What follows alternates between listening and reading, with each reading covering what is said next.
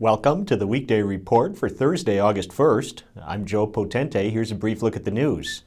2 Kenosha schools are among the 48 private schools that have registered with the state to accept students in Wisconsin's new statewide voucher program. Frieden's Lutheran School and St. Joseph Catholic Academy registered by the July 26th deadline. The program, which will serve 500 students statewide this year, will be limited to the 25 schools with the most applications. Frieden's principal and teacher, Matthew Opperman, said his school has been engaged in an aggressive recruiting campaign.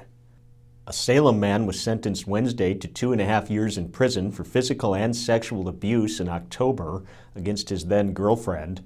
Prosecutors said 35-year-old Derek S. Palmer was in complete control and had explicit images and videos he used as blackmail.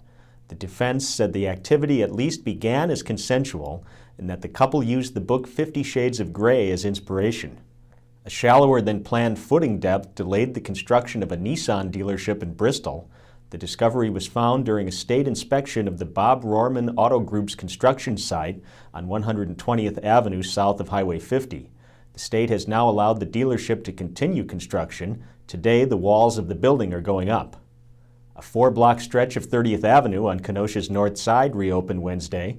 The portion of road between 18th and 22nd Streets had been closed since April when reconstruction began.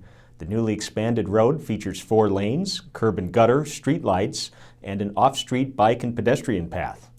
A certified nursing assistant at Aurora Medical Center in Kenosha recently played a role in saving a New York woman's life. Quinn Rishkis talked about her experience with journalist Rachel Schaff on Wednesday. Pretty amazing. Originally I had found out that I had matched a 46-year-old woman with AML leukemia. I found that out in January 2011. Okay. And what made you want to be a donor? Originally I was just doing a web search, actually trying to figure out how to add myself to the online registry for solid organ transplant for Wisconsin, and came across marrow donation. And after looking into it, I figured I'd want to add myself to the registry. Rishkis will hold a Donors Pledge blood drive from 10 a.m. to 2 p.m. Saturday at the Parkway Chateau. A Silver Lake trustee hopes to renew efforts to revitalize the village's downtown. Sodi Wilbur this week invited a community development leader with the Wisconsin Economic Development Corporation to suggest steps the village can take to jumpstart improvements. James Engel suggested the village consider applying for Connect Communities, a state program that builds bridges between similarly sized communities with the same goals. What's trending today? A Wisconsin legislative committee scheduled a hearing today on 3 bills that would stiffen the state's drunken driving penalties. Do you think the state's OWI laws are tough enough already, or should they be ramped up? Tell us on our Facebook page. Up next is Liz Snyder out at Simmons Island with some get-out entertainment ideas.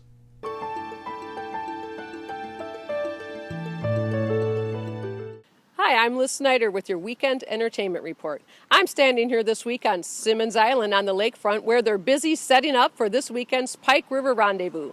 Hundreds of historic reenactors will be here, so come on down Saturday or Sunday. Also in Friday's Get Out Entertainment section, we offer you reviews of this summer's shows at the Bristol Renaissance Fair. We'll let you know which shows you've got to see, like Mooney the Magnificent, and which ones you can miss if you're hungry and you're looking for the cheese fritters. Also happening this weekend is a new offbeat comedy at Overhead Players called The Goat, or Who is Sylvia? And Denzel Washington stars in a new thriller called Two Guns. You'll find all this plus a preview of St. Peter's Church Festival in Friday's Get Out Entertainment section. I'm Liz Snyder for the Weekday Report. Thanks, Liz. Now here's a look at what we're working on today. The second of 2 suspects involved in a December bank robbery will be sentenced today. Janine Anderson will be there. And John Kadovich is putting together a package about a new student veterans program at Gateway. Pick up a copy of the Kenosha News and check kenoshanews.com for all the details on these stories and more. I'm Joe Potente with the Weekday Report.